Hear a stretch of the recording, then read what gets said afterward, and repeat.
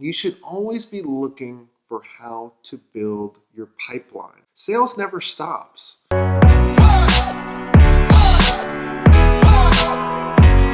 So I get a busy day. I have a couple meetings before I actually go to the Digital Summit of Atlanta. If you guys are going to be there, I'm going to be there today and tomorrow. But by the time you're watching this, I will only be there tomorrow. My first couple meetings are one with Stacy, and we're going to really go over kind of the what's working strategy for June.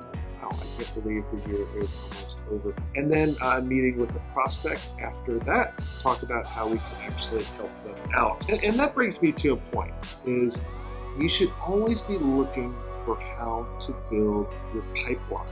Sales never stops, right? Even if you have a ton of business, look, I remember getting tons of business. We would be fulfilling all that business, and then we would take our foot off the accelerator for building our pipeline because we were like, well, hey, we're good for the next 3-6 months. You should always be building your pipeline. You should always be prospecting. If you're not, you're missing out. So let's go ahead and get into today's daily question. I'm Jason Swenk, and I'm answering your questions. Brandon asks, where do you see more success for a smaller agency?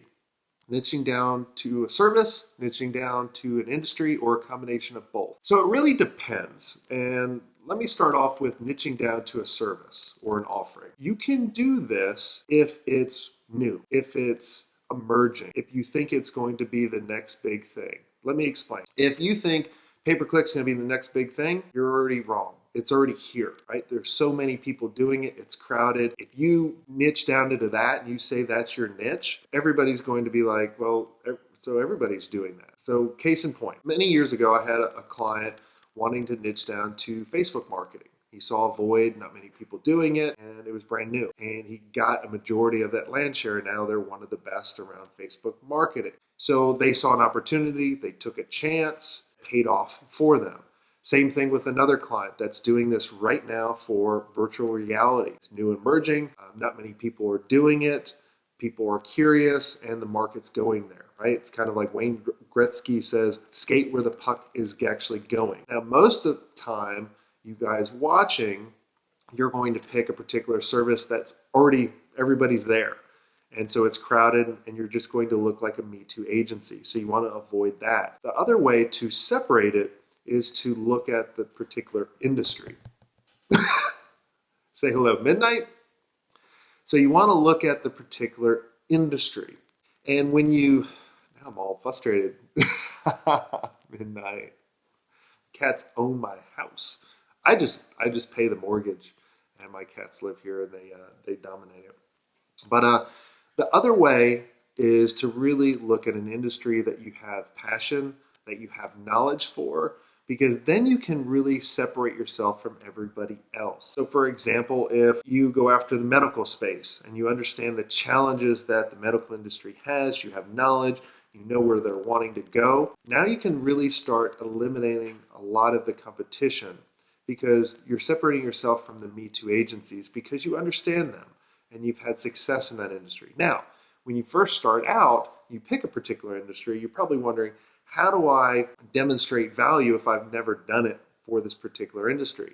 You just need to understand their problems and their challenges and communicate that to them. Develop a content strategy where you're putting out information, helping them out. You don't need a portfolio. Definitely check out the vlog from yesterday, and that will show you. I'll put a link somewhere in here. The holy grail of niching down is the combination of both. Now, it's hard to start there. I always like to say to a smaller agency, start with an industry, and then once you start identifying the offering or the service that that industry needs, then you put those two together. When you put those two together, it's going to create a bigger wall for your competition to get over. Really going to eliminate a lot of competition.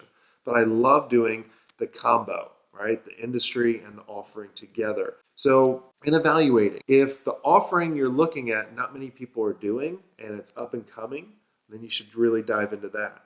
If your offering is something that a lot of agencies and a lot of your competitors are actually doing, then I would look at the industry. Now, I would love to hear your comments below on which one do you guys think is better to start with? Which one did you do?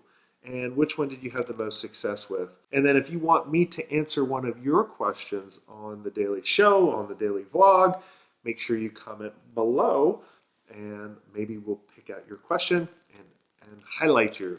I don't know. It's early Tuesday morning. Just comment below.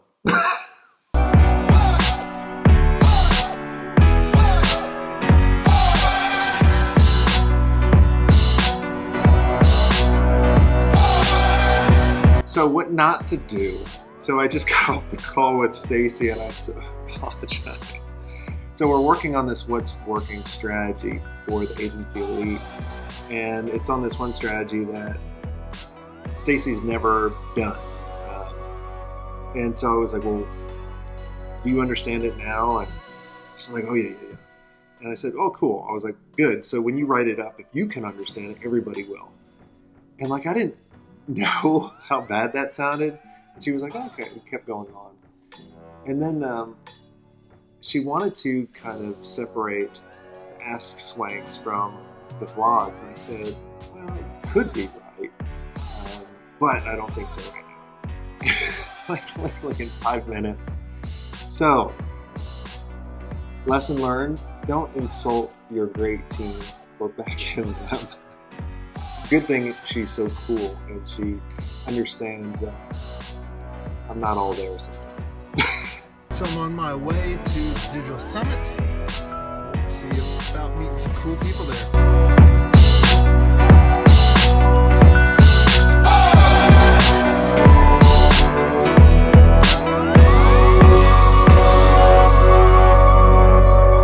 And realize that we're just not going to be able to outrace everybody every day, and we can be sad about that, and then we can be I want to point out that what the internet did was make every single company in the world and every person in the world your competition.